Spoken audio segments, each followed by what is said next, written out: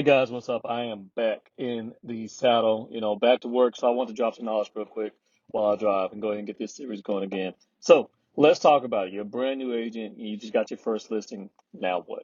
All right. Number one, okay, what do you need to kind of get done first? Okay, put together a CMA. You need to go ahead and put together a CMA. I run my CMA out of the MLS. I eventually will put it into Cloud CMA to make it look pretty. All right. But you need to go ahead and run the CMA. And you need to try to stay within the subdivision if you can. All right. So you're going to go to MLS, run it, stay within that subdivision, and try to pull the most recent comps. Maybe go back and look and see what happened within the past year because an appraiser can go back a year. So that way you'll have a good understanding of what the pricing should be. All right. Now, pricing the home.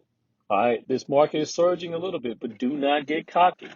Get your client to understand where they need to be within the market, especially if your client needs to sell that property and trying to get another property. Trying to be at the very top of the market just doesn't make a whole lot of sense when they need to sell their home quickly to buy another property because it's very difficult to do a contingency sale right now.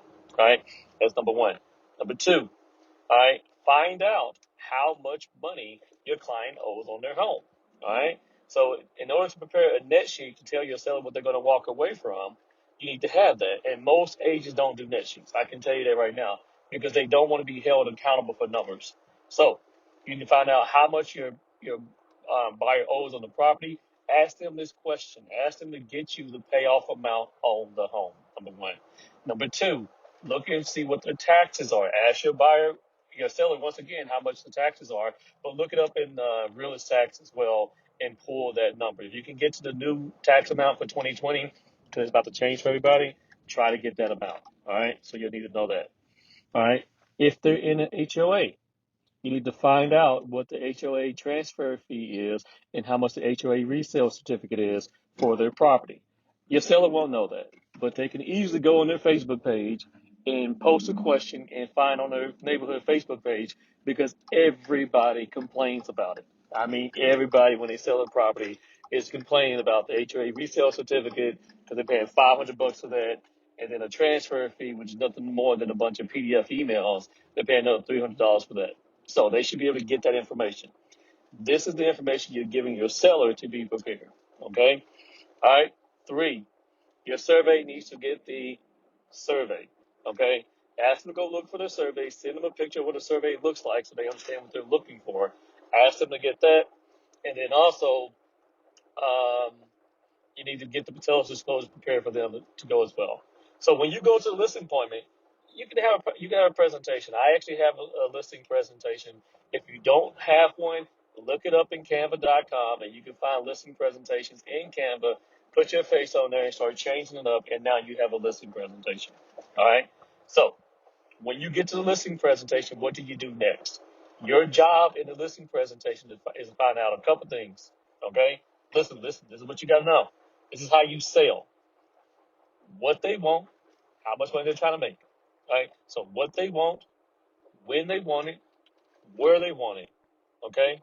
So you try to find out the what, the when, and the where. Your job is to ask them questions, listen to them, so you understand how they want to sell their house, what they want to try to get out of it. You should have a pretty good idea, and your job is to provide the how. How do you want to how you make this happen for them?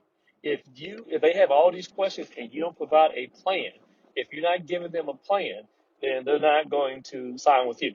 All right. So get that information from them and then get them to sign the listing agreement. That's it. That's it. When you go to the house, write down any issues, look it up from top to bottom.